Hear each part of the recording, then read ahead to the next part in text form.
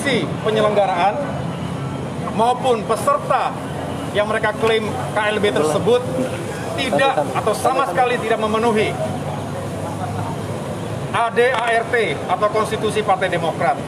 Mereka yang datang bukanlah pemegang hak suara yang sah. Mereka hanya dijaketkan, diberikan jas Partai Demokrat seolah-olah mewakili suara yang sah. Proses pengambilan keputusannya pun tidak sah. Quorumnya tidak dipenuhi sama sekali. Tidak ada unsur DPP.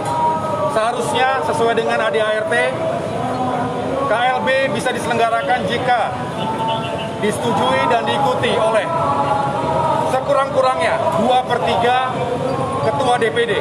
Nyatanya 34 ketua DPD ada di sini semuanya.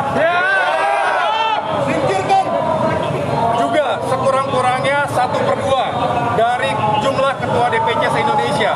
Nyatanya para ketua DPC tidak mengikuti KLB di Deli Serdang tersebut.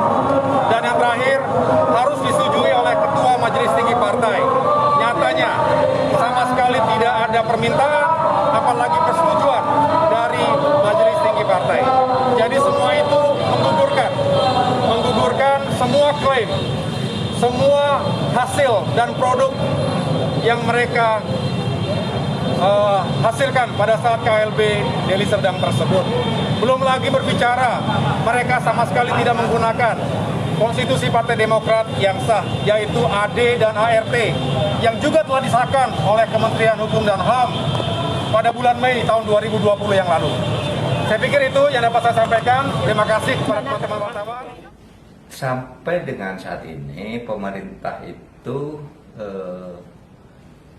menganggap belum ada kasus KLB Partai Demokrat, ya, Kongres luar biasa. Karena kan kalau KLB mestinya ada pemberitahuan resmi sebagai KLB, pengurusnya siapa, sehingga yang ada di misalnya di Medan itu kita anggap ya sebagai temu kader yang itu tidak bisa dihalangi.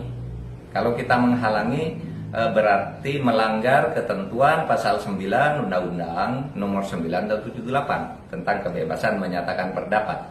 Di situ dikatakan bahwa boleh orang berkumpul mengadakan rapat umum gitu asalkan memenuhi syarat-syarat tertentu. Syaratnya apa? Syaratnya itu bukan di istana negara, artinya tidak melanggar larangan tertentu, juga bukan di tempat ibadah, bukan di sekolah, bukan di rumah sakit, bukan di arena objek vital. Kalau situ silakan adakan pertemuan. Sehingga kalau ditanya apakah sah KLB di Medan atau di Deli Serdang Medan, bagi pemerintah kita tidak bicara sah dan tidak sah sekarang, karena bagi pemerintah belum ada secara resmi laporan tentang KLB itu. Jadi tidak ada masalah hukum sekarang. Pengurusnya yang resmi di kantor pemerintah itu adalah AHY. Ya, AHY Putra Susilo Bambang Yudhoyono.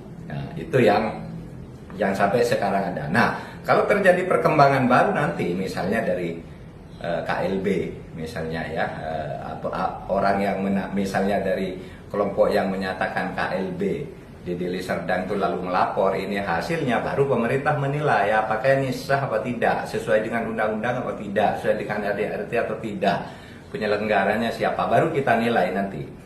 Nanti pemerintah akan memutuskan, oh ini sah, ini tidak sah, dan seterusnya.